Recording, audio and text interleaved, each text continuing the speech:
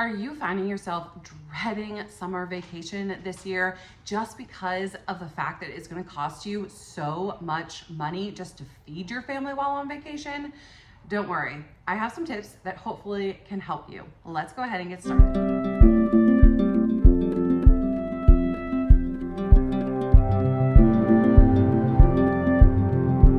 Hey guys, welcome back to my channel, or if you are new here, welcome. My name is Brittany Rose, and here on my channel I post lots of homemaking content specifically centered around the kitchen, food storage, baking, and from scratch cooking, and tips and tricks on how to stretch your budget even further. And today I have a good one for you.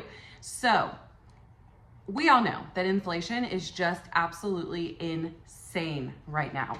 You cannot go out to eat as a family of five, at least in my area, for less than $80 to $100. And it's just something that most families that I know have been avoiding because it's just not affordable.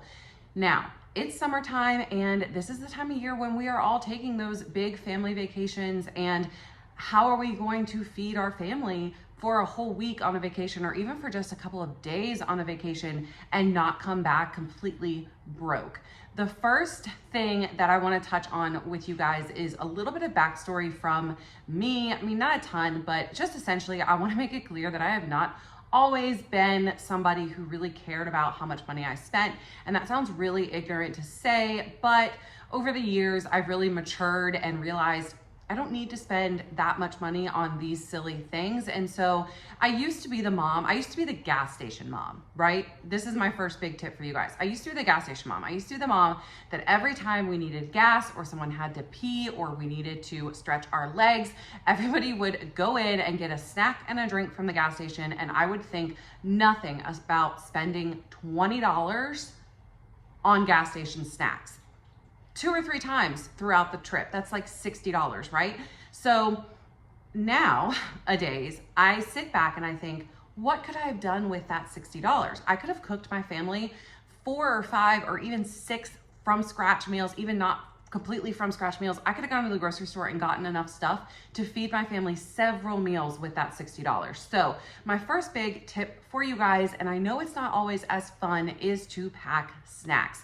I'm gonna kind of show you what I am packing, but I say make it fun. So go to the Dollar Tree and buy some boxed candies, like the little movie theater candy if your kids or you or your husband or whoever like to eat candy on road trips. Go buy some. Even from the regular grocery store, you're gonna spend way less buying snacks and candy and drinks there than you would at a gas station. The gas station is just so overpriced on all of those things. It's just not worth it to buy things there. So for me personally, I took the time and made up a bag of snacks for the kids, for my husband and I added some freeze-dried fruit in there, a few different options of chips, and then some candy and juice boxes and drinks and stuff as well. And I'm going to put it all in a cooler. I have a cooler that has a cool little divider. I'm gonna put it all in a cooler, one side for drinks, one side for snacks, and sit it in the middle of my car in between our captain seats, and everybody will be able to just grab stuff as they need it. And this is going to keep us out of the gas station snacks.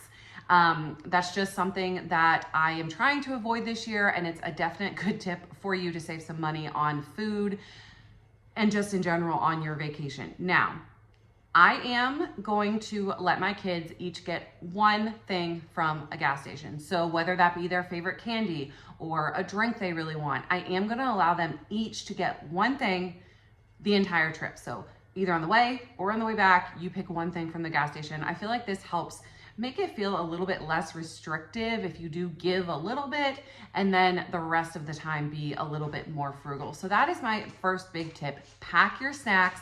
Buy them ahead of time so that you're not hungry with hungry kids and spending a ton of money at the gas station.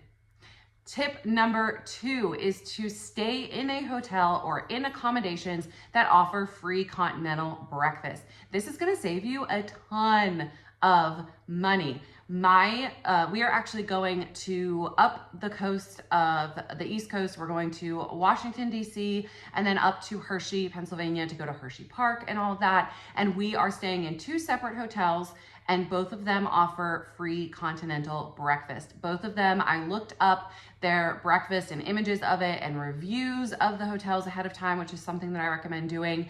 And I really got a feel for what these hotels offered. I even called the one in Washington, D.C., because I was having a little bit of trouble finding information on it, to ask them what their typical continental breakfast is. Obviously look for things that are high in protein, so eggs, sausage, bacon, stuff like that is going to keep your family full. Yogurts, as well as fruit options for everybody involved. Granola is a good one.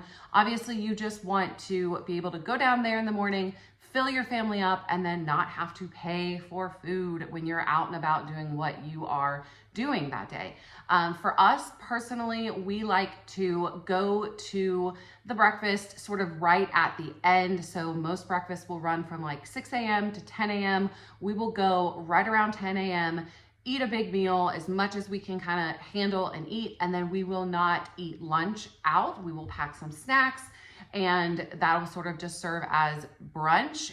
We'll eat some snacks throughout the day, and then we will eat an earlier dinner, 4 or 5 o'clock, and then snacks again in the evening. And that helps it cut it down to where we are only having to go out to eat 1 time per day, which is very helpful when you are feeding 5 people.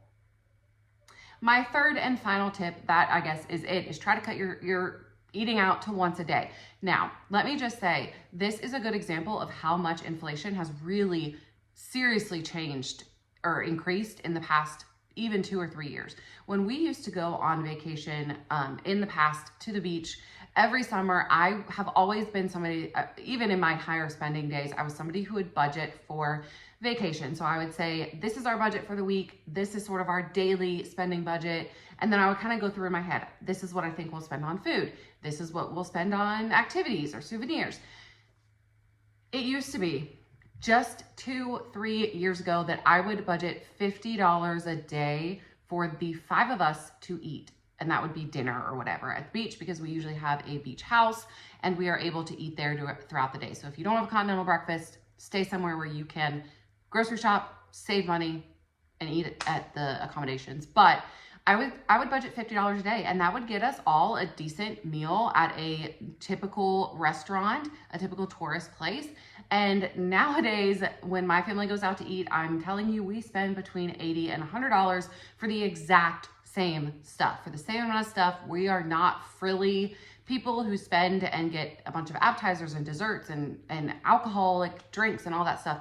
We're talking waters, sodas, and 1 meal each, and 2 of my kids still eat off of the kids' menu. So $80 to $100 is what I'm budgeting per day for going out to eat. And we plan to, when we get to each destination, kind of look up restaurants online and in the restaurant guidebook that they give you in the hotels, and try to plan and really get a feel for how much things are going to cost before we go there. There is nothing I dislike more right now within like the finance world than spending money on eating out. It's just something we're not doing right now, but I know that being on vacation, we're going to, so I'm going to try to really rein it in as much as I can. So planning ahead, looking at menus ahead, and getting a feel for what things cost ahead of time will really help you out. And also setting expectations with your children. So with my oldest, specifically, he's one that'll be like, oh, can I get mozzarella sticks? And can I get this meal that costs $20? And can I get this fancy lemonade drink? And so really sitting down and saying, okay, you get a meal, you get a soda. That's that. We're not buying appetizers. We don't need them. Something like that. Setting expectations so that your kids know what to expect when they get to the restaurant. Same thing with really anything. We're not buying a bunch of stuff in these souvenir shops. We don't need it. Nobody ever uses it once we buy it. You know what I'm saying? So really sitting down and having a talk with your kids and setting those expectations ahead of time will help everybody to get along better and everything to go a lot smoother while you're on vacation. Now, I'm not a parent who's gonna be like, you can't buy any souvenirs at all. So we do, pretty much since our kids were born, every time we go on vacation, we give them each $25. So each of the 3 kids gets $25 to spend on a souvenir or a thing that they want. And then they also save their money. So my 2 oldest kids get allowance for doing chores and stuff. They each get $5 a week, and they each have been saving their money for the past several months to take on vacation with them. I was telling my oldest 2 last night that when I was a kid and we went to on road trips, gas station snacks and stuff were out of my own money. If I wanted to buy candy and snacks and drinks at the gas station, my mom didn't pay for them, my dad didn't pay for them, I did. So I think that in today's times, when kids definitely expect a lot more than kids of my time and older generations did, we have to really sit down and set boundaries with our children in every facet of life, but especially on vacation, because it can get very expensive. So those are my top tips on how you can save money on vacation. I feel like all of these are very straightforward. Set the boundaries with your kids ahead of time. Setting that $25 each, you each get $25, buy whatever you want with that $25 really helps them. And it also makes them sit back and think, do I really want to spend my money on this? Do I want this magnet from some random, souvenir shop that I'm not probably going to use? We don't try to talk them out of anything that they buy with that money. If they want a magnet, they buy a magnet. But they do seem to be more aware of what they're spending the money on. When we set that budget limit, mom and dad will give you $25 and that is it. You buy whatever you want with that $25. It really seems to help them spend their money more wisely. So those are my tips for saving money on vacation. If you have any more tips to share, please share them in the comments down below. I would love to get the conversation started on how we can all save money this summer with our kids, not just on vacation, but in everyday summer life with kids, because they eat a lot and activities cost a lot. And we are all trying to have fun with our kids without breaking the bank. Thank you guys so much for watching this video. I hope that you enjoyed it, and I will see you guys very soon. Bye guys.